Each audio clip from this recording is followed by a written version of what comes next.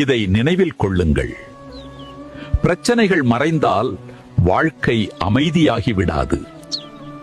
உன் பயத்தை விட உன் நம்பிக்கை வலிமையாகும் போதுதான் வாழ்க்கை அமைதியாகும்.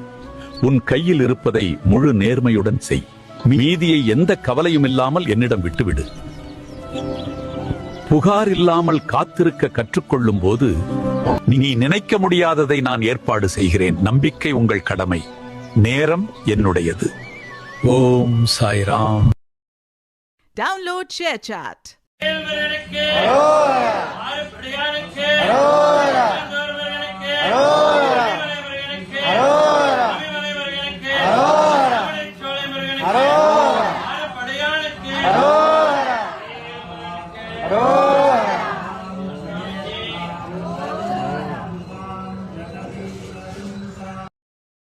Download ShareChat.